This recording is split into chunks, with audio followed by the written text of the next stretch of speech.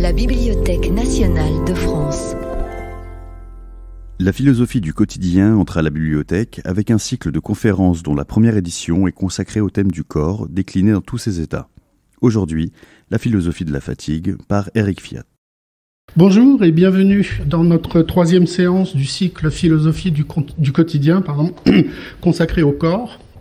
Alors après avoir parcouru les âges de la vie avec Pierre-Henri Tavoyot, après avoir philosophé en marchant en compagnie de Frédéric Gros, nous allons aujourd'hui nous intéresser à la fatigue avec Éric Fiat. Bonjour Éric Fiat. Bonjour. Vous êtes professeur de philosophie à l'université Gustave Eiffel. Votre champ de recherche est l'éthique médicale et hospitalière appliquée. Vous travaillez notamment sur les liens entre faiblesse, vulnérabilité et dignité. Vous avez publié chez Larousse un petit traité de dignité, grandeur et misère des hommes. Vous avez également publié un livre d'entretien avec Adèle Vendrette et consacré à la pudeur, publié cette fois chez Plomb dans la collection Questions de caractère.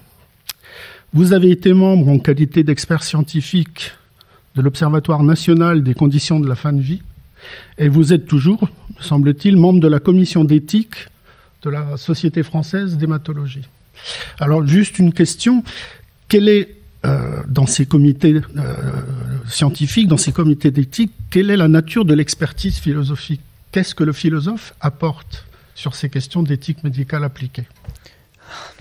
Le philosophe peut-il jamais être un expert? Il me semble que mon travail dans ces commissions consiste à essayer de mettre en mots ce que les hommes vivent, essayer de rendre hommage à ce métier à la fois formidable et très difficile qu'est le métier de soignant. Et donc, bien souvent, c'est en fin de réunion que j'ose intervenir pour essayer de clarifier un peu les notions, les concepts qui se sont agités. On nous dit maintenant qu'on doit soigner au nom du respect et non plus au nom de l'amour. Mais qu'est-ce que le respect? Et là, je leur propose un petit détour par Emmanuel Kant. Et je dirais que la philosophie, par rapport aux soins, c'est une distance provisoire pour une meilleure présence. C'est comme ça que je la conçois. Très bien. En 2018, vous avez publié aux éditions de l'Observatoire une ode à la fatigue, titre un peu provocateur. En général, on veut bien chanter une ode à la joie, si celle-ci est en plus mise en musique par Beethoven, ou une ode à l'amour, en tout cas des odes à des objets qui nous élèvent ou qui nous grandissent. Or, la fatigue, c'est ce qui nous limite, c'est ce qui nous rapetisse, ce qui nous diminue. Alors, je vous pose la question, que nous fait la fatigue pour mériter une ode? Et au fond, qu'est-ce que la fatigue? Alors, je vais essayer de vous répondre. Mais avant, j'aimerais rappeler qu'une ode, ou une ode, je ne sais pas comment on dit, ça dépend de l'endroit où on a été élevé. Une ode, c'est d'abord un genre poétique, on se souvient des odes pindariques, et une ode, ça a trois parties, une strophe, une antistrophe et une épode finale. Eh bien, écrire une ode à la fatigue, ça n'est pas faire l'éloge de toutes les fatigues, car en fait, dans la première partie de ce livre, en effet, dans cette strophe, j'ai parlé des bonnes fatigues, il en existe. Puis dans l'antistrophe, des mauvaises fatigues. Il en existe ô combien aujourd'hui. Et enfin, dans l'épode finale, je parle des fatigues qui ne sont ni bonnes ni mauvaises pour essayer de voir ce que l'on peut en faire. Donc la fatigue, oui, nous limite, mais ce n'est pas toujours malheureusement. C'est ce que je vais essayer de développer. Bien, nous vous écoutons. Merci beaucoup à vous. Un mal qui répand la terreur, mal que le ciel en sa fureur inventa pour punir les crimes de la terre, la peste, puisqu'il faut l'appeler par son nom, capable d'enrichir en un jour l'Achéron, faisait aux animaux la guerre. Ils n'en mouraient pas tous, mais tous étaient frappés. Nul mets n'excitait plus leur envie, ni loup ni renard n'épillaient la douce et l'innocente proie. Les tourterelles se fuyaient, plus d'amour, partant, plus de joie. Le lion tint conseil et dit... C'est là le début de cette fable géniale de La Fontaine qui s'appelle « Les animaux malades de la peste ». Ne pourrait-on pas dire aujourd'hui un mal qui répand la terreur, la fatigue, puisqu'il faut l'appeler par son nom, faisait aux êtres humains la guerre. Ils n'en mouraient pas tous, mais tous étaient frappés. Nul mets n'excitait plus leur envie, ni loup ni renard n'épillaient la douce et l'innocente proie. Les tourterelles se fuyaient, plus d'amour, partant, plus de joie. Oui, la fatigue fait certes partie de la condition humaine comme telle, je vais essayer de le démontrer. Cependant, surtout depuis le début de cette crise sanitaire que nous savons, nous sommes nombreux à être tellement sidérés, médusés, pétrifiés, atterrés, terrés dans des émotions que nous n'arrivons pas à transformer en motion, c'est-à-dire en mouvement, qu'en effet nous sommes tous particulièrement fatigués. Voilà pourquoi, même si ce livre a été écrit avant la crise sanitaire, eh bien, il prend une étonnante actualité. Oui, la fatigue, en effet, peut plonger les hommes dans un tel état d'accablement, de stupeur, de langueur, de stupéfaction, qu'elle peut dégoûter l'ambitieux aux dents longues du sombre plaisir du guet, puis de la mise à mort. Ni loup, ni renard n'épillaient la douce et l'innocente proie. Et nos fatigues parfois sont telles qu'elles peuvent nous priver du plaisir de cueillir dans les bras l'un de l'autre les doux fruits d'amour. Les tourterelles se fuyaient, plus d'amour, partant plus de joie. La fatigue fait partie de la condition humaine comme telle, mais particulièrement en ces temps. Pourquoi fait-elle partie de la condition humaine comme telle ? Eh bien parce que bien sûr la vie est effort, mais si cela est vrai, alors les végétaux, les animaux, les hommes connaîtraient tous la fatigue. Il me semble qu'il y a quand même une différence entre les animaux et les hommes, quelque difficile que soit cette question. Et cela tient, à mon avis, au fait que, parce qu'ils sont déterminés par leur instinct, pas seulement, mais beaucoup par lui, eh bien, les animaux trouvent assez facilement les chemins de leur survie. J'observais, avant que d'arriver à la bibliothèque, un vol d'oiseaux, et parfois le nuage se divise en deux, puis se rassemble, et j'admirais cette façon que chaque oiseau a de trouver sa place dans le nuage sans avoir besoin de la chercher. Comme si venir au monde riche d'un instinct, ça permettait, en effet, de venir au monde avec le mode d'emploi du monde. Nous autres hommes, qui certes avons un peu d'instinct, mais en avons très peu, eh bien, nous cherchons sans d'abord trouver les chemins de notre vie. Il me semble que ce qui singularise l'homme dans la nature, c'est qu'il est le seul vivant à savoir qu'il aurait pu ne pas être et ne sera plus. Pour parler le patois, le jargon philosophique, on va dire que tous les vivants sont à la fois contingents et mortels. Et contingent, un être qui existe mais qui aurait pu ne pas exister, et mortel, un être qui existe mais qui n'existera plus. Tous les vivants sont contingents et mortels, mais nous autres hommes, nous le savons. Et cela transforme notre vie en une existence qui nous oblige à faire le dur métier d'exister. Voilà pourquoi vivre, c'est s'efforcer, mais parce que l'homme doit chercher dans le monde une place qui ne lui est pas toujours déjà donnée, eh bien l'homme est sans doute celui de tous les vivants qui est le plus exposé à la fatigue. J'essaierai de faire comprendre que l'humanité n'est pas dans l'homme comme la roséité dans la rose, ou la phacochéricité dans le phacochère, ou la circularité dans le cercle. L'humanité est à la fois un don et une tâche. Un don parce qu'elle nous a été donnée, elle est donnée à tous et à toutes, mais aussi une tâche. Nous devons tâcher d'être un peu plus humain chaque jour. Voilà pourquoi la fatigue, en effet, fait partie de notre condition. Et je crois que le calcul des heures du sommeil et de la veille, l'utilisation de la gelée royale ou d'autres substances ne saurait faire cesser que nous soyons des êtres exposés à la fatigue. Aucun homme ne peut dire fatigué, moi, jamais. Cependant, la fatigue a bien des couleurs. Il en est de légères et de lourdes, de bonnes et de mauvaises, de printanières et d'hivernales. Et c'est justement cette bigarité des fatigues que j'essaie de rendre en vous proposant une parole en 3 moments. En effet, une partie où je parlerai des bonnes fatigues, une autre où je vous parlerai des mauvaises, et une 3e où je parlerai de celles qui ne sont ni bonnes ni mauvaises. Mais avant, j'essaie tout de même de répondre à votre question. Qu'est-ce que la fatigue? Elle fait partie avec la douleur, la maladie, de ces états de dissociation du corps et de l'âme, d'une brisure de la belle unité en quoi consiste la pleine forme. Dans un beau poème, Henri Michaud dit que la fatigue, c'est le bloc-moi qui s'effrite. Et je me souviens d'une très belle lettre de Rainer Maria Rilke à Marina Tsvetaeva du 26 mars 1926, où il parle d'un chagrin, d'une discorde entre lui et son corps, de perturbation, de détérioration, de cette non-sensation corporelle en quoi consiste la santé. Cette non-sensation corporelle en quoi consiste la santé. Et il est vrai que quand on est en bonne santé, on ne sent pas son corps. La santé, c'est le silence des organes. Être en bonne santé, c'est pouvoir oublier son corps. La bonne santé, c'est ce que j'appellerais l'oubliabilité du corps, la possibilité d'oublier son corps. Pas l'oubli. Parce que quand on est en pleine santé, on peut être très joyeux de sentir que ce corps est en pleine santé. Eh bien, c'est ce que Rilke rend poétiquement, détérioration de cette non-sensation corporelle, en quoi consiste la santé. Et il poursuit, perte de cette union avec notre vie corporelle, des dissentiments du corps, qui me rendent d'autant plus désespéré que depuis longtemps j'étais accoutumé à vivre avec lui en si parfaite entente que j'aurais pu le prendre pour le fils de mon âme.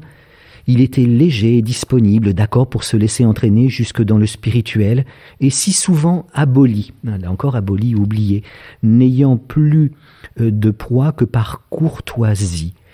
Si intimement mien, un ami, vraiment mon porteur, le soutien de mon cœur, en tant que répondant à mes ordres, mon serviteur.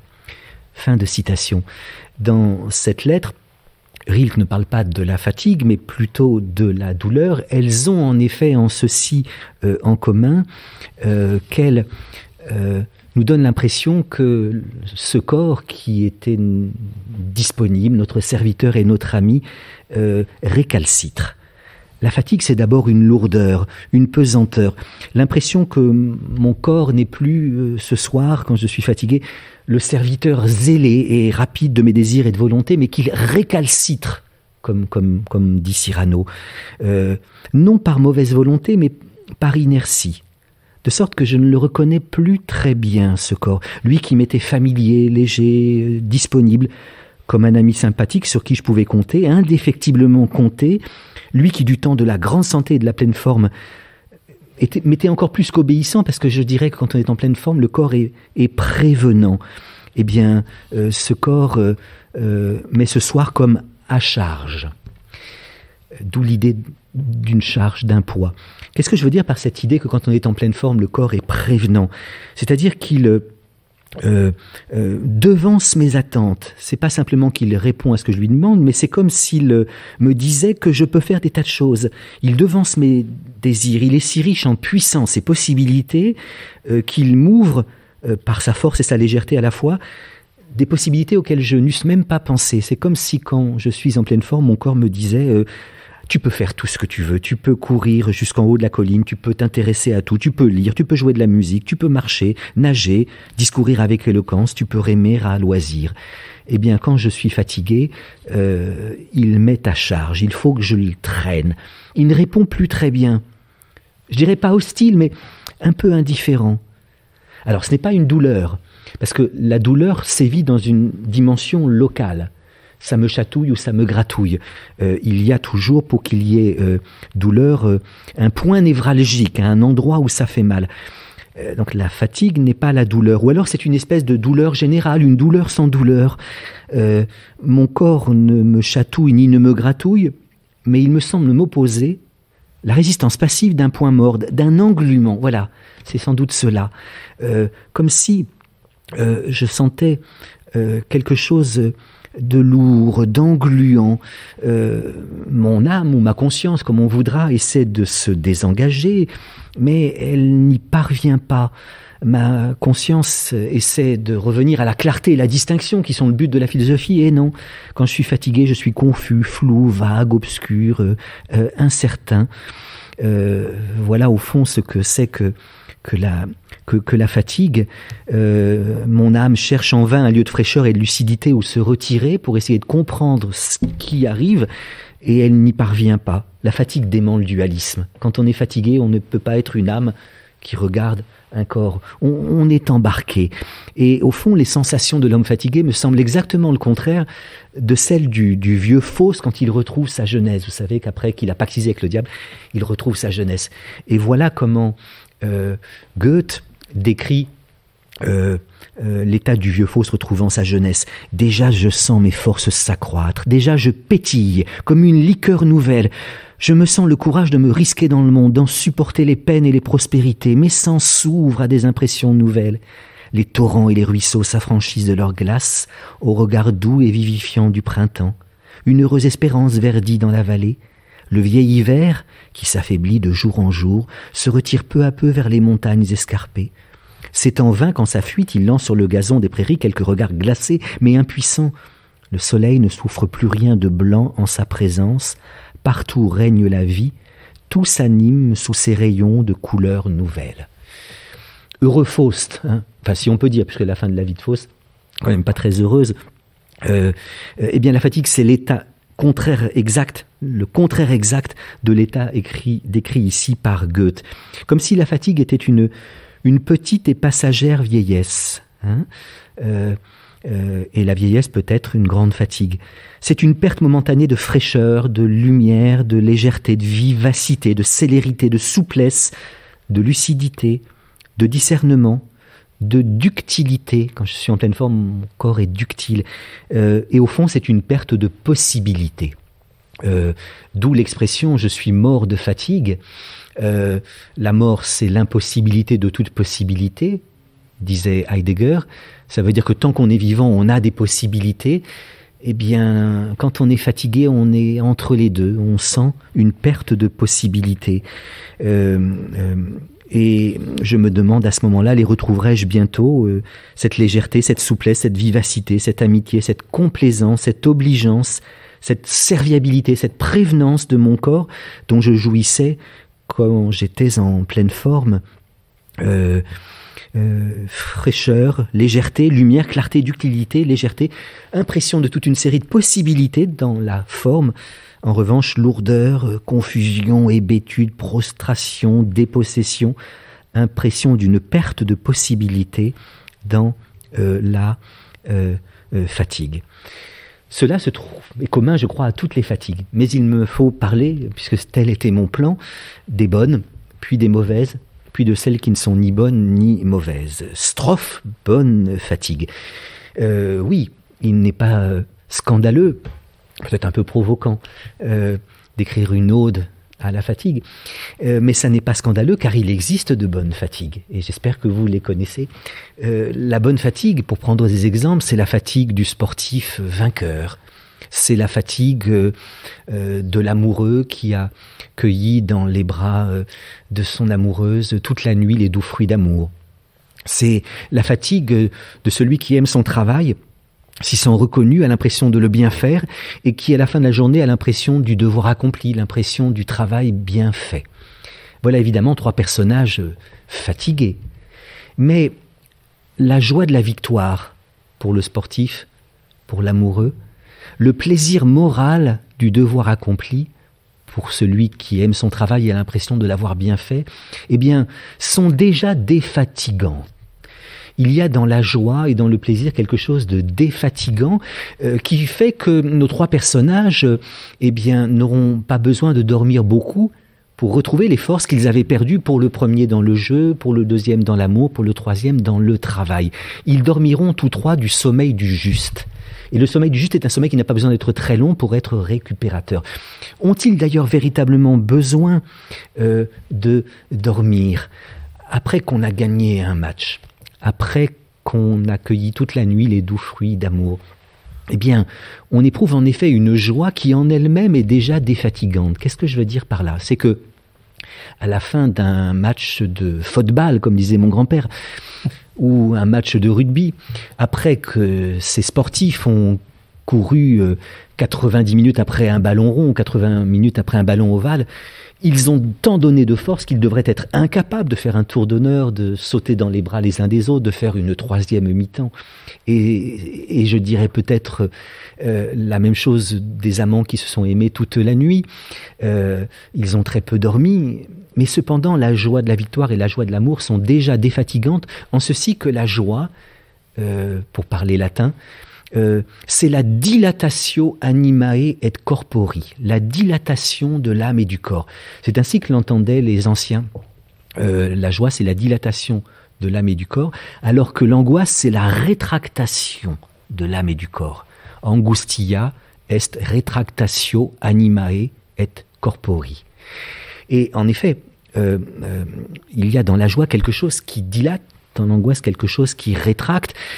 Ça se trouve dans l'étymologie d'angoisse. Angoisse vient de angustia, qui veut dire le resserrement, l'étroitesse, le rabougrissement. Angoisse vient de angere, A-N-G-E-R-E, qui veut dire serrer, resserrer, étrangler. Angere a donné angoisse, mais aussi angine. Et l'angine, qu'elle soit de la gorge ou de la poitrine, c'est un resserrement. Et en effet, l'angoisse, c'est cette rétractation de l'âme et du corps qui fait qu'on est centripète. Alors que la joie, au contraire, c'est la dilatation de l'âme et du corps qui fait qu'on est centrifuge. Adjectif qui vous surprenne peut-être un peu. Je ne crois pas jamais avoir entendu, sous un marché couvert, un être humain en dire à un autre « Tiens, j'ai vu Madame Chose, elle était très centripète. J'ai vu Monsieur Truc, qu'il était centrifuge. » Et cependant, quand nous sommes angoissés, nous sommes en effet tournés vers cette intériorité. Quand nous sommes joyeux, nous sommes tournés vers l'extériorité. Raison pour laquelle il me semble que Baudelaire est le plus grand des poètes de l'angoisse, La Fontaine, le plus grand des poètes de la joie. Baudelaire, quand le ciel est lourd, pèse comme un couvercle. Rien n'est plus fatigant qu'une angoisse. Et voilà pourquoi, pour essayer de rendre hommage à ce qui se passe, beaucoup de nos contemporains, assez angoissés qu'ils sont en effet fatigués.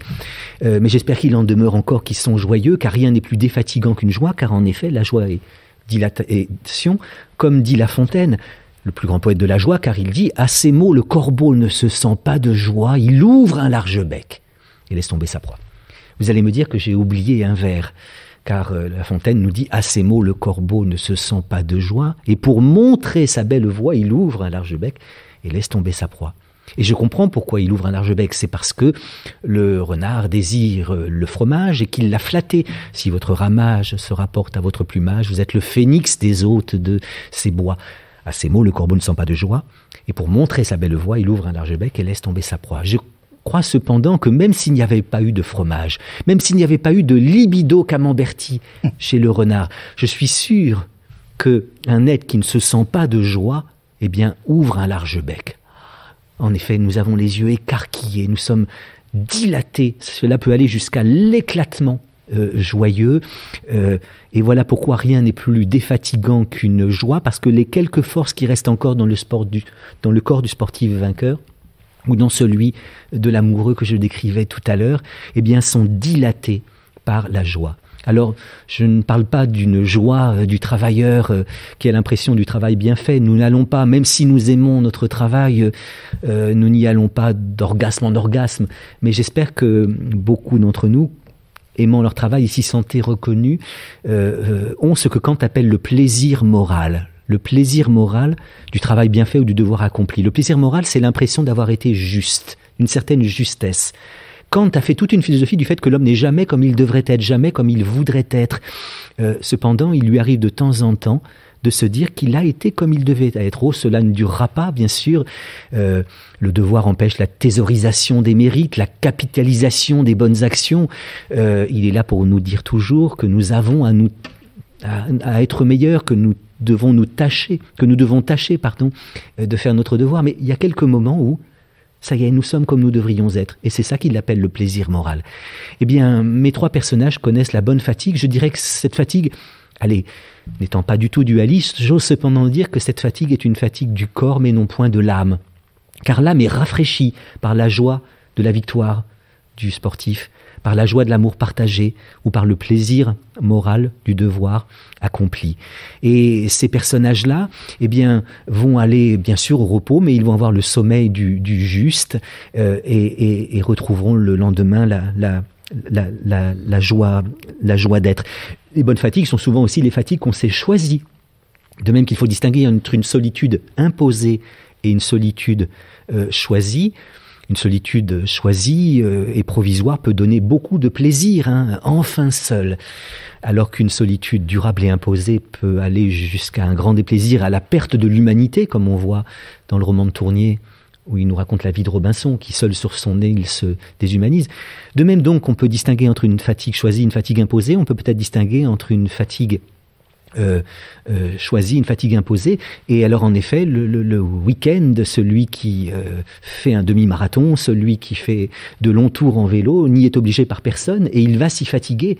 Mais cette fatigue, il se l'est choisie. Elle a toute chance d'être bonne, alors que si on la lui avait imposée, elle aurait toute chance d'être mauvaise. Et puis ce qu'il y a de bon dans la fatigue, et voilà pourquoi il faut en faire l'éloge, c'est parce qu'elle nous permet la joie du repos, la joie du bon repos. Je dirais que s'endormir, c'est se laisser aller. C'est revenir à la paisible immanence avec le monde. C'est se reposer du fardeau d'être, du fardeau d'avoir à être soi. Nous nous couchons pas simplement pour retrouver nos forces, mais aussi pour nous délester de nous-mêmes, pour nous oublier nous-mêmes. S'éveiller, c'est avoir à être, c'est entrer en scène, c'est devoir jouer son rôle sur les planches. S'endormir, c'est se laisser aller, c'est se reposer du fardeau d'avoir à être soi. En effet, nous nous délestons dans le repos, pas simplement du poids de la fatigue, mais aussi de nous-mêmes. C'est ce que dit Jean-Christophe Bailly dans un très beau texte qui s'appelle « Le parti pris des animaux ». Il dit que s'endormir, c'est toujours s'enfoncer dans une étrange sphère d'oubli. La vie serait infernale si on pouvait y aller de temps en temps à ce repos. Et il écrit « Par le repos, nous avons accès à la part la plus secrète de nous-mêmes, non seulement celle qui se soulève avec les rêves, mais celle plus lointaine et plus inconnue qui surgit quand l'agitation due aux rêves est elle-même retombée et quand profondément endormis, nous nous retrouvons moins en nous-mêmes qu'en ce qui nous accueille et nous quittera un jour. Dans le sommeil profond, chacun reconstitue la nappe phréatique de soi, ce que j'appellerais la nappe phréatique de soi, dont le tarissement rendrait impossible la vie à la première personne. Vivre éveillé, c'est vivre à la première personne, il faut s'affirmer, nous avons besoin de temps en temps d'abdiquer un peu, céder, pour dire les choses à la manière des psychanalystes, céder un temps à la pulsion de mort pour que mieux se reconstitue la pulsion de vie. La pulsion de mort, c'est pas l'agressivité, hein, c'est l'abandon. Céder un temps à la pulsion de vie pour que qui désindividualise, hein, qui désindividualise pour que mieux se reconstitue la pulsion de vie, qui d'abord est force d'individuation. Et donc, on se laisse aller à l'involontaire et l'essentielle respiration.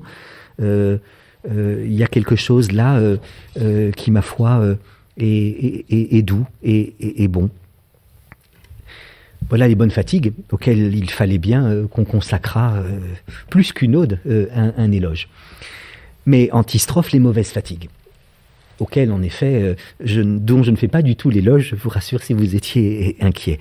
Et par facile symétrie, je dirais que la mauvaise fatigue, c'est la fatigue du sportif vaincu, de l'amoureux qui n'est pas aimé, du travailleur qui n'aime pas son travail ou qui ne s'y sent pas reconnu et qui a l'impression, à la fin de la journée, du travail inaccompli, du devoir pas fait.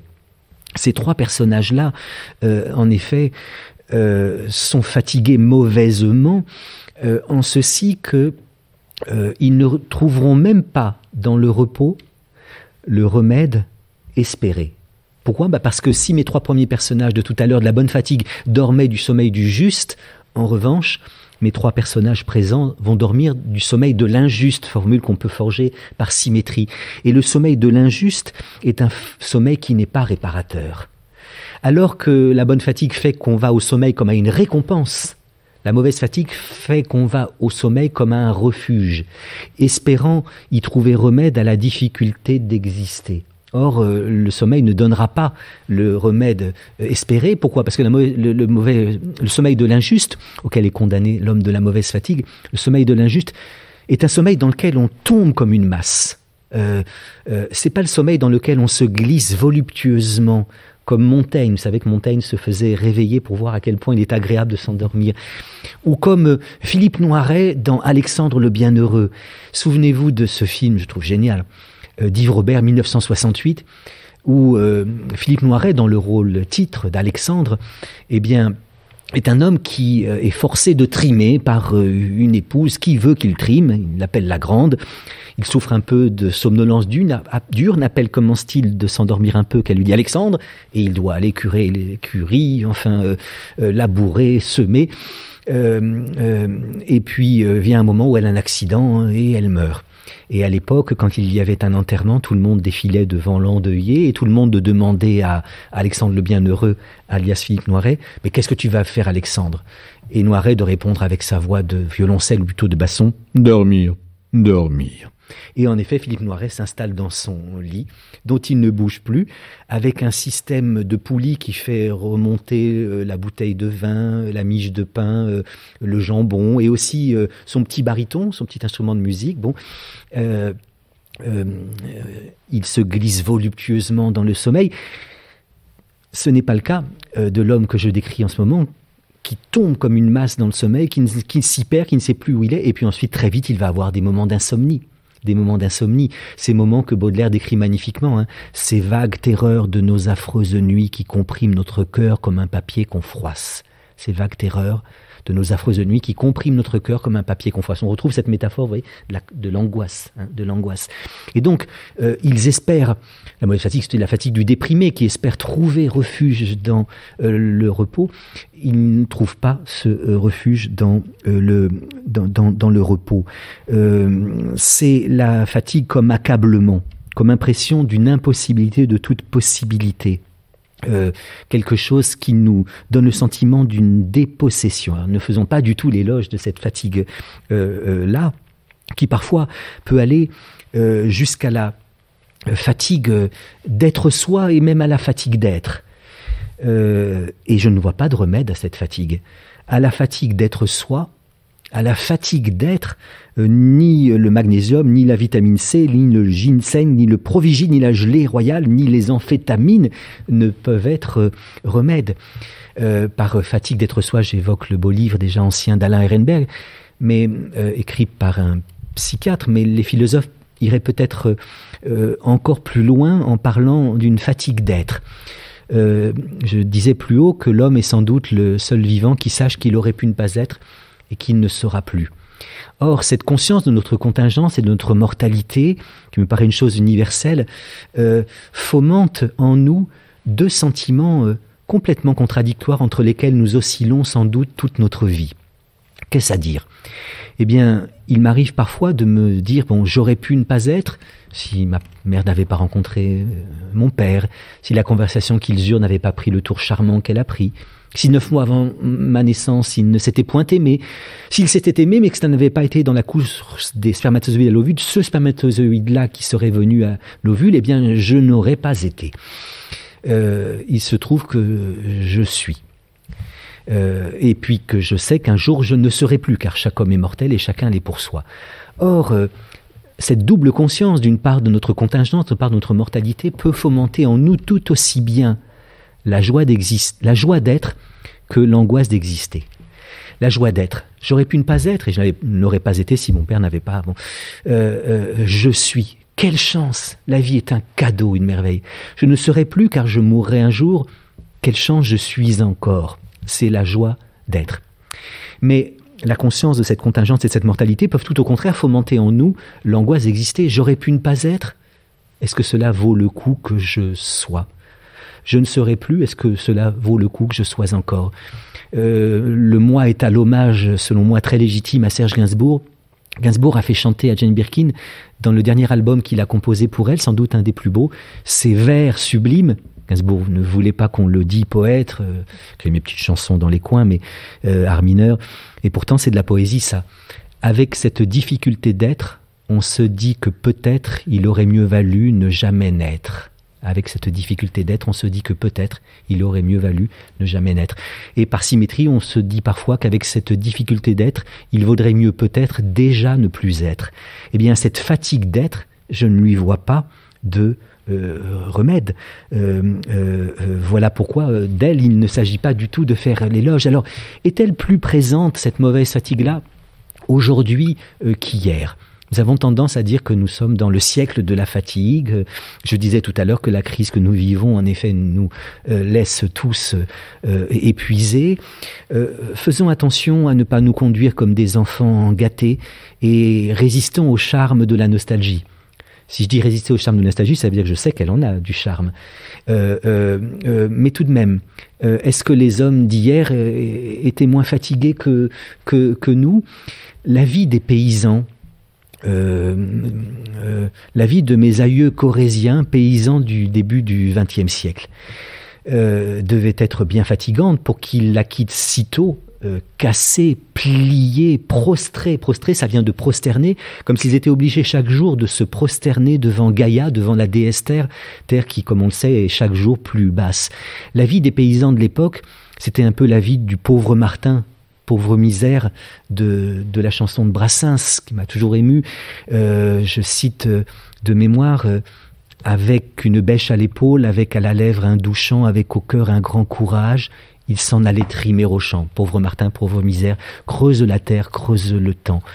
De l'aurore jusqu'au couchant, en tout lieu, par tous les temps, il creusait le champ des autres sans laisser voir sur son visage ni l'air jaloux, ni l'air méchant.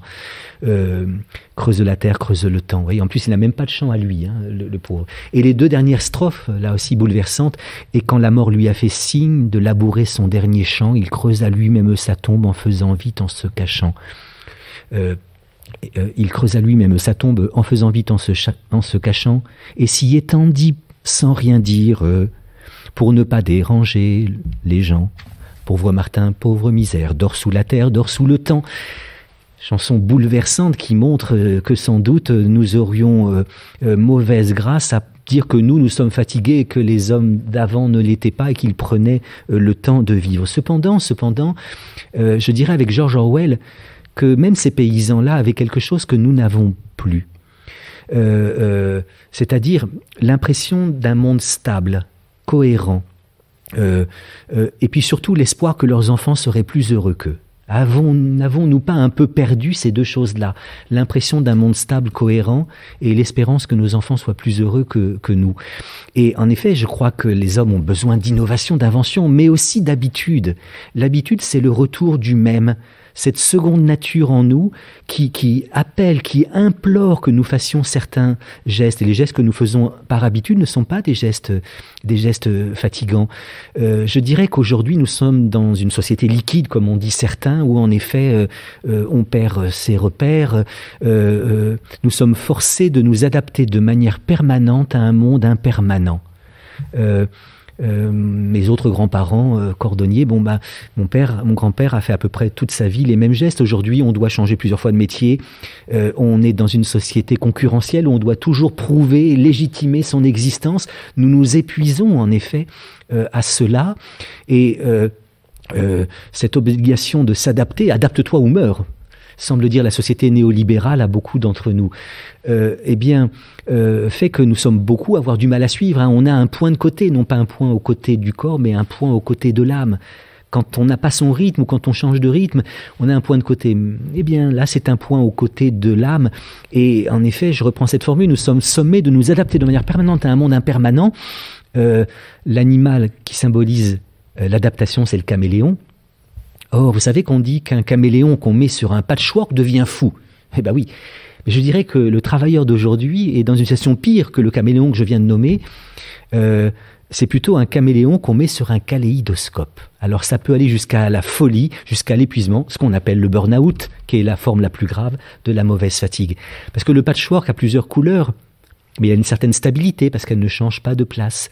Or, dans les entreprises aujourd'hui, en effet, on restructure sans cesse, on vous demande d'apprendre le fonctionnement de nouveaux logiciels, l'intensification des flux sensoriels, informationnels qui viennent des médias aussi omniprésents, peut nous donner l'impression d'un mouvement continu qui donne l'impression d'une fragmentation de l'expérience, écrit Claudine à Roche. Je veux dire par là que les êtres humains ont besoin pour se construire et aller pas trop mal d'une sorte de dialectique de l'activité et du repos, du visible et de l'invisible, du collectif et du solitaire, du montré et du secret, du public et du privé, de l'extime et de l'intime, du dehors et du dedans, du bruit et du calme, du rapide et du lent, et bien sûr de la veille et du sommeil. Et la question vertigineuse qui surgit, c'est de savoir comment on peut bien vivre dans un monde où l'espace de l'invisible, du solitaire, du secret, du privé, de l'intime, du dedans, du calme, du lent, du sommeil, se réduirait comme peau de chagrin. Il y a là en effet un constat plutôt sociologique que philosophique que je fais. Oui, les hommes vivent de plus en plus longtemps, mais dorment de moins en moins longtemps. Et il faut en effet rendre hommage au livre de Jonathan Crary. Pardon, mon accent anglais est catastrophique, j'ai appris l'anglais dans un petit collège français des années 70. Mais Jonathan Crary a écrit un livre qui s'appelle 24 heures sur 24, 7 jours sur 7, le capitalisme à l'assaut du sommeil. Et il est vrai que jadis, mais résistons au charme de la nostalgie, en effet, il y avait des moments pour le repos, pour le Shabbat, si vous voulez.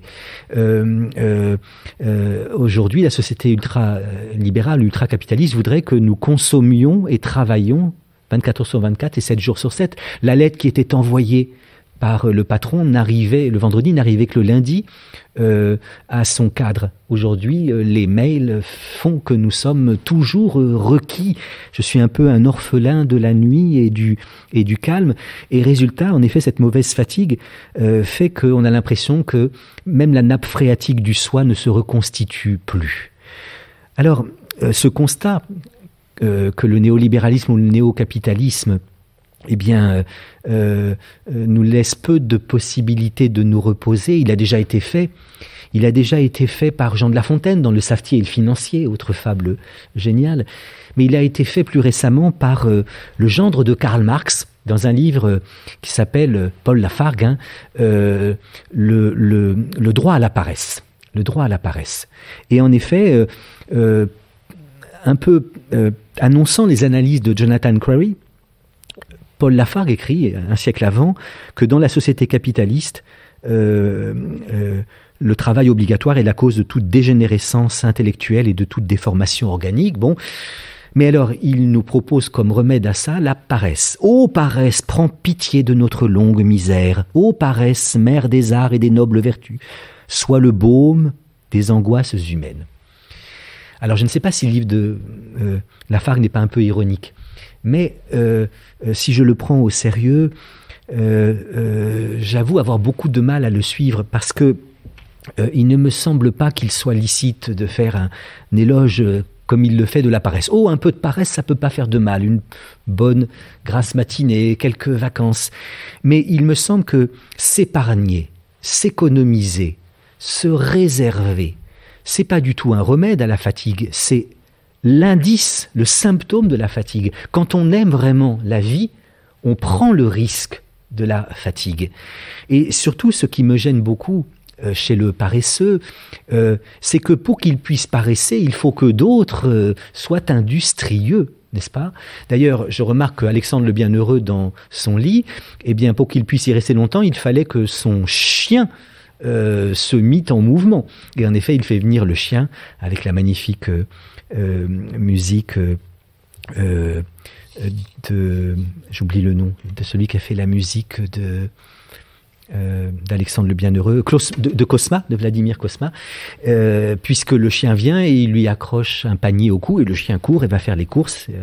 Dans le panier, il y a un petit billet qui dit qu'il faut ce qu'il faut amener. Non, la paresse, je dirais que c'est une fatigue par anticipation ou une anticipation de la fatigue. Le paresseux n'est pas fatigué, mais il craint de l'être. Ce que craint le paresseux, c'est même pas la fatigue, c'est la possibilité d'être fatigué.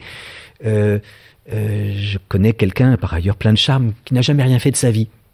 Mais pour qu'il puisse paresser, il a fallu que beaucoup triment pour lui. Récemment, il est revenu d'un pays lointain avec une jeune femme qui, elle, fait des ménages et tout ça. Et puis, il est retourné dans ce pays et il y est revenu sur des béquilles. Et on interroge l'ami, mais que t'est-il arrivé? Réponse, un accident de hamac. Et l'histoire est vraie. Voilà ce qui me gêne chez le paresseux. C'est qu'il faut que les autres soient industrieux pour qu'ils puissent paresser. Et je crois surtout que la vie est générosité et que qui l'aime vraiment est heureux de se lever. Méfiance vis-à-vis de la paresse, et par conséquent, je ne vois pas vraiment de remède à cette mauvaise fatigue, sinon déjà que la possibilité de la dire. Je veux dire par là que beaucoup de nos contemporains se sentent obligés de continuer alors qu'ils sont fatigués, puisque dans un monde concurrentiel, la fatigue est en effet l'indice d'une limite et donc d'une fragilité qui sont mal vues de notre temps. Or, nous jouons tous les uns aux autres la comédie de l'infatigabilité. Eh bien, j'aimerais que peut-être nous osions créer au contraire une solidarité des fatigués. Et pour cela, qu'on puisse dire sa fatigue et sa lassitude sans être immédiatement jugé comme limité, comme vous disiez lors de votre belle introduction, n'est-ce pas ? Il n'est pas de pire souffrance que celle qui ne peut pas se dire. Une belle expression de la langue française le laisse à croire. Hein. Une lettre qui n'est pas arrivée à son destinataire est une lettre en souffrance. Une lettre en souffrance. Ça veut dire, si vous renversez l'expression, bah oui, qu'il n'est pas de pire souffrance que celle qui ne trouve pas son destinataire. Ou alors qui trouve un destinataire diverti, pas attentif ou sourd. Eh bien, nous avons, je crois, absolument besoin aujourd'hui de créer un vide de bonne qualité, un espace à la bonne résonance où les êtres humains puissent dire leur fatigue. De même que l'enfant du comte d'Andersen, vous savez, les habits neufs de l'empereur, qui avait sauvé la société du mensonge, quand il a dit « le roi est nu », vous vous souvenez de cette histoire, hein, c'est un roi qui est nu, mais on lui a fait croire qu'il avait les plus beaux habits du monde, et que ces habits ne seraient vus que par des gens qui ne sont pas des imbéciles. Étant donné qu'il n'y a pas d'habit, personne ne voit rien, mais personne ne veut passer pour un imbécile, donc tout le monde dit au roi que son habit est très beau, et l'applaudit. Il défile dans les rues de la capitale, comte d'Andersen, les habits neufs de l'empereur, et tout le monde, en effet, dit « le bel habit ». Un enfant sort du rang et dit « pourquoi ?» le monsieur est-il tout nu?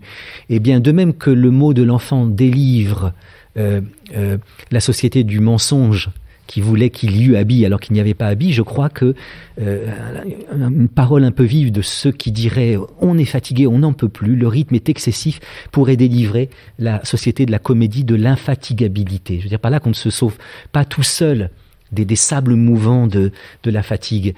Nous avons besoin de pouvoir le dire aux autres et d'être écoutés.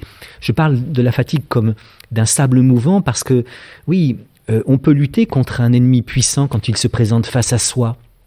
C'est ainsi que David l'a emporté contre le puissant Goliath. Hein. David est tout petit, Goliath est un géant, mais David le voit arriver, il invente la fronde et le dégomme. On peut lutter contre son cancer quand c'est le début, quand on est encore asymptomatique, on ne sait pas trop ce qu'on a. Bon, on peut dire tel François Mitterrand, rendons hommage, qui sortait de l'hôpital Cochin un jour de 1992, après qu'il eut révélé à la France qu'il souffrait de cette fatigue, dont en fait il souffrait déjà depuis 11 ans, de ce cancer dont il souffrait depuis 11 ans. C'est un combat honorable à mener contre soi-même. Mais on ne peut pas lutter contre la fatigue, parce que la fatigue ne se présente pas face à soi. La fatigue vient d'en haut, et on sent son poids sur ses épaules. Elle vient de derrière, parce qu'on en a plein le dos. Elle vient d'en dessous. On tombe de fatigue. Et en effet, c'est comme les sables mouvants, elle est engluante, on ne peut pas la dégager, l'objectiver et se battre contre elle. Et alors, en effet, un homme qui tombe dans les sables mouvants, eh bien, essaie de surnager, la tête essaie de... Mon corps est épuisé, mais je dois sourire, je dois faire bonne figure, je dois continuer de travailler. À un moment, la tête passe avec le reste. Eh bien, vous vous souvenez peut-être de ce magicien héroïque, le baron de Munchausen. Dans les aventures du baron de Munchausen, à un moment, le baron arrive dans une clairière, il s'y avance d'un pas sûr, malheureusement les sables y sont mouvants, et il commence à s'enfoncer dans les sables mouvants. Mais étant donné qu'il s'agit d'un magicien héroïque, savez-vous comment il va s'en tirer? Eh bien en se tirant lui-même par les cheveux, et il sort des sables mouvants, petit saut périlleux, même pas mal. Eh bien non, on ne se sort pas seul par héroïsme de la volonté, des sables mouvants de la fatigue. Nous avons besoin de la main d'autrui. Et j'espère qu'on ne trouvera pas une main glissante ou alors carrément quelqu'un qui nous met le pied sur la tête en disant « il faut que tu sois performant pour être digne d'exister ». Non, de même qu'on sorte des sables de la fatigue, des sables mouvants, grâce à une branche, de même nous avons besoin de la main d'autrui. J'espère cette solidarité des fatigués pour que ces mauvaises fatigues que nous sommes peut-être nombreux à vivre en ce moment, eh bien, commencent de l'être un peu moins. Mais il me faut terminer en parlant des fatigues qui ne sont ni bonnes ni mauvaises, dans une épode finale, donc pour me demander ce que nous pourrions en faire. Et je dirais à ce moment-là, en effet, que nous pouvons les assumer plutôt que de lutter contre elles. L'assomption de la fatigue, c'est aussi l'assomption de la finitude humaine. Car certes, la fatigue nous dit nos limites, mais la vie humaine, puisqu'elle est finie, est par nature limitée. Et bien, je crois que nous pouvons apprendre de belles leçons de nos fatigues assumées, de même que Couperin écrit d'admirables leçons de ténèbres, où il nous montre que alors que toute lumière semble irrémédiablement perdue, alors que l'on croit devoir s'enfoncer dans la nuit, on chante les leçons de ténèbres le jeudi saint et le vendredi saint, eh bien va venir la lumière de la résurrection du dimanche de Pâques, et il faut écouter ça, je trouve, par la voix d'Alfred Deller, qui est une très lente neige de cristal, un chant dépouillé, tout est fait, comme le dernier dont serait capable l'épuiser, un chant décanté, purifié, clarifié, épuré. De même qu'il y a des leçons de ténèbres, il y a peut-être des leçons de fatigue. Et pour cela, La Fontaine, encore une fois, être face à la fatigue, roseau plutôt que chêne. Vous vous souvenez de cette fable, le chêne dit un jour au roseau, vous avez bien sujet d'accuser la nature, un roitelet pour vous est un puissant fardeau. Juste un petit oiseau fait plier le roseau. Le moindre vent qui d'aventure fait rider la surface de l'eau vous oblige à baisser la tête, cependant que mon front au concase pareil, non content d'arrêter les rayons du soleil, brave l'effort de la tempête. Tout vous est aquilon, tout me semble zéphyr. Magnifique vers, l'aquilon c'est un vent très puissant, le zéphyr, c'est un tout petit vent. Eh bien, le chêne dit au roseau, tout vous est aquilon, tout me semble zéphyr. Encore, si vous naissiez à l'abri du feuillage dont je couvre le voisinage, vous n'auriez pas tant à souffrir, je vous défendrais de l'orage, dit toujours le chêne au roseau. Mais vous naissez le plus souvent sur les humides bords du royaume des vents. La nature envers vous me semble bien injuste. Réponse du roseau. Votre compassion, lui répondit l'arbuste, part d'un bon naturel, mais quittez ce souci, les vents me sont moins qu'à vous redoutables. Je plie, mais ne romps pas. Vous avez jusqu'ici, contre leurs coups épouvantables, résisté sans courber le dos, mais attendons la fin. Comme disaient ces mots, du bout de l'horizon accourt avec furie le plus terrible des enfants que le nord eût porté jusque-là dans ses flancs. L'arbre tient bon, le roseau plie, le vent redouble ses efforts et fait si bien qu'il déracine. Celui qui de la tête au ciel était voisine et dont les pieds touchaient à l'empire des morts. Qu'est-ce que c'est qu'être roseau plutôt que chêne face à la fatigue ? Eh bien, la fatigue qui n'est pas radicalement mauvaise, la fatigue numéro 2, la fatigue radicalement mauvaise, est celle contre laquelle il ne faut pas se plier, mais celle contre laquelle il faut politiquement lutter. Bon, mais une fatigue qui n'est ni tout à fait bonne, ni tout à fait mauvaise, une fatigue qui peut-être nous invite justement à plier sans rompre. Et je dirais que elle a de belles leçons à nous apprendre, cette fatigue assumée. Cette fatigue que face à laquelle nous serions roseaux plutôt que chêne. Première leçon, elle nous apprend que se donner n'est pas se perdre et que c'est s'appauvrir que de se réserver. Je veux dire par là que se fatiguer pour les autres, pour les êtres qu'on aime. Et peut-être ce que nous aurons laissé de plus beau quand nous quitterons cette terre. Point du tout dans un geste sacrificiel, mais je crois que aimer vraiment quelqu'un, c'est prêt à se fatiguer pour lui. Il peut arriver qu'on soit fatigué par les autres, mais se fatiguer pour les autres est sans doute ce que nous aurons laissé de plus beau, et c'est ce que je reproche au paresseux justement, qui est un fieffé égoïste et qui refuse de se fatiguer pour les autres. D'ailleurs, je regrette qu'à la fin du film Alexandre le Bienheureux, alors qu'Alexandre vient de rencontrer Ariane, jouée par Marlène Jobert, et qui elle aussi aime beaucoup dormir, eh bien au moment où ils vont se marier, il somnole un peu, et après que le curé lui a posé la question, Alexandre, voulez-vous prendre pour épouse Ariane ici présente? Eh bien, il ne répond pas, et à ce moment-là, celle qui doit devenir sa deuxième femme fait le même petit geste que la grande. Alors Alexandre, et résultat, on lui repose la question, il dit non. Eh bien franchement, quand on peut se marier avec quelqu'un comme Marlène Jobert, on ne dit pas non, oui, pour le meilleur et pour le pire, mais il y a quelque chose de beau dans le fait, en effet, de se fatiguer pour les autres.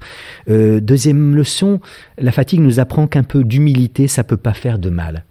Le mot homme vient du mot humus, et en effet, assumer la fatigue, c'est assumer la finitude, c'est assumer l'humanité comme telle, la condition humaine comme telle. La fatigue nous apprend que nous sommes des hommes, nous ne sommes pas des machines, nous ne sommes pas des anges, nous ne sommes pas des dieux grecs ou romains, nous ne sommes pas des lutins, des elfes, des gnomes. Tous êtres qui, pour des raisons différentes, me semblent ne pas connaître la fatigue. En effet, une machine s'use, mais ne se fatigue pas. Un ange, ça ne se fatigue pas. Vous imaginez qu'après que Dieu a délégué un ange, qu'après que Dieu a dit à l'archange Gabriel va annoncer la bonne nouvelle à la Vierge Marie, l'archange Gabriel dirait bon, oh là là, il me faut retourner au turbin. Il paraît que les anges se déplacent à la vitesse de la pensée. Ça veut dire très vite, vous allez me dire ça dépend pour qui, mais non. À peine un ange a-t-il pensé qu'il devait aller d'ici à là que déjà il y est. Alors les anges ont un corps, mais ce corps, comme nous montre Véronèse ou Tintoret au plafond des églises de Venise, mais ce corps est tellement léger, tellement translucide, que ce n'est pas un corps de fatigue. Eh bien, nous ne sommes pas des anges. Pour aller d'ici à là, nous devons besogner et travailler. La fatigue nous apprend que nous ne sommes pas des dieux grecs ou romains, qui me semblent encore ignorer la fatigue. Il est très rare dans les récits qu'on nous dise que Zeus a eu un petit coup de mou, Héra encore moins. Alors que je remarque que le Dieu des religions monothéistes, le Dieu d'Isaac, d'Abraham et de Jacob, le Dieu de Mahomet ou de Mohammed, le Dieu de Luc, Matthieu et Jean, eh bien, a peut-être connu quelque chose comme une fatigue, puisqu'il y a un jour de repos. Le vendredi pour les musulmans, le samedi pour les juifs, le dimanche pour les chrétiens. C'est comme s'il disait que nous aussi, hommes, nous devons de temps en temps nous arrêter. Nous ne sommes pas des gnomes, des lutins, des elfes, qui me paraissent ne pas ignorer la fatigue, parce que ces êtres-là sont encore mieux qu'en forme. Le contraire de la fatigue, c'est la forme. Mais une fée, un lutin, dans les contes de fées, ne sont pas des êtres en forme, ce sont des êtres qui peuvent changer de forme. Ils ont une inlassable capacité métamorphique. Et bien non, nous ne sommes que des hommes, et un peu d'humilité, ça ne peut pas faire de mal. Troisième leçon, la fatigue nous apprend le courage. Parce que un être qui ne serait jamais fatigué, qui serait toujours frais et dispo, n'aurait pas besoin d'être courageux. Aristote dit que, alors il ne travaille pas le couple du courage et de la fatigue, mais le couple du courage et de la peur. Mais ce qu'il en dit peut être transposé. Que dit Aristote? Eh bien que le courage, c'est pas l'absence de peur, c'est la peur surmontée. Il faut être passé par le purgatoire de la peur pour arriver au paradis du courage. Être courageux malgré la peur. Tout le courage réside dans ce petit mot, malgré. Eh bien, reprenons le langage d'Aristote pour parler de la fatigue. Si nous n'étions jamais fatigués, eh bien, nous n'aurions pas besoin d'être courageux. Et le courage est sans doute une des plus belles vertus. Quatrième leçon, la fatigue nous apprend la rêverie. Et je crois en effet que la rêverie à la Bachelard, voilà, quand on est fatigué et qu'on est entre la veille et le sommeil, une espèce d'agent double, pas totalement éveillé, pas totalement endormi, cette rêverie bachelardienne, eh bien, nous apprend un rapport plus doux à nous-mêmes, aux autres et au monde. Le frais et dispo et conquérant, celui qui s'abandonne à la fatigue et qui plie, eh bien, un rapport plus tendre, plus doux à lui-même, parce qu'il se tait et il écoute sa vie intérieure aux autres C'est ce que Peter Handke dit très bien dans son essai sur la fatigue, où il dit dans le long regard lent de l'homme fatigué, la détermination fait place au calme. L'étonnant, c'est que la fatigue paraissant contribuer à la paix momentanée, dans la mesure où son regard apaisait, adoucissait déjà les amorces de gestes de violence, de disputes ou de simples actions inamicales. C'est ce que j'essayais de rendre tout à l'heure en citant La Fontaine, à propos de la peste. La peste fait que ni loup ni renard n'épient plus la douce et l'innocente proie. Et je disais la même chose de la fatigue. Quand ils sont épuisés, ni loup ni renard n'épient plus la douce et l'innocente proie. Ben, tant mieux pour la douce et l'innocente proie. La fatigue rend lourde les paupières, mais justement, on voit le monde comme le voyaient les impressionnistes, un peu flottant, parce que c'est aussi un rapport plus doux au monde, un rapport d'écoute, un rapport d'attention. La fatigue, en effet, c'est assumer, c'est un laisser-aller qui prépare une vigilance, c'est un abandon qui est une forme de présence. La perpétuelle vigilance, la perpétuelle conquête durcissent notre rapport au monde, à nous-mêmes et aux autres. Et enfin, la fatigue assumée, outre ces leçons, nous apprend peut-être à mieux écouter. Et il me semble que la plus belle ode à la fatigue qui jamais fut entonnée est sans doute celle de Jean-Sébastien Bach. Il y a beaucoup de cantates, beaucoup d'airs de Bach, où Bach, en effet, nous dit la beauté des visages fatigués, la beauté d'une lassitude, comme si dans la lassitude se disait quelque chose d'essentiel à la condition d'homme. Et en effet, la musique arrache l'homme à lui-même. Et pour terminer, en guise de coda, nous pourrions écouter justement Dietrich Fischer-Dieskau dans un aria de Bach qui s'appelle Komm, süßer Tod. Viens, douce mort, viens, doux repos. Je suis fatigué du monde, viens donc, je t'attends, ferme-moi les yeux, viens, repos bienheureux. Alors bien sûr, parce que Bach était croyant, il voit l'arrivée de la grande fatigue de la fin de vie comme la possibilité de retrouver son Dieu. Mais on peut être totalement athée et je crois être bouleversé par ce chant où Dietrich Fischer-Dieskau, qui pourtant était normalement très maître de ses effets, très conscient de son art, eh bien nous offre le plus humain des chants, maître chanteur du fait qu'il a renoncé à tout maîtriser de son chant. Maître chanteur du fait qu'il a renoncé à tout maîtriser de son chant.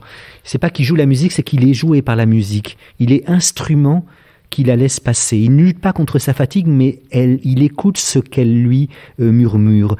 Et lui vient une douceur décantée, un épuisement doux, une bonté fraternelle, une naïveté déchirante que peut-être aucun autre chanteur nous a donnée. Alors, écoutons, pour finir, ce début de l'aria de Bach, Komm, süßer Tod, chanté par Dietrich Fischer-Dieskau, un jour de février 1953.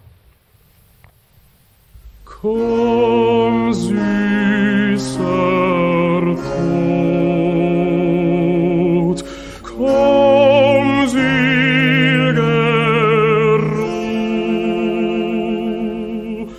Ruh, komm, führen mich in Friede, weil ich der Welt bin müde. Ach, komm, ich wart auf dich. Komm bald und führe mich. Drück mir die Augen zu. Komm, seliger Ruh. Vous voyez comme ça peut être beau un être humain fatigué. Merci beaucoup, merci. Vous venez d'écouter un podcast de la Bibliothèque nationale de France. Retrouvez les conférences, rencontres et créations de la BNF sur toutes les plateformes de podcast ainsi que sur le site bnf.fr.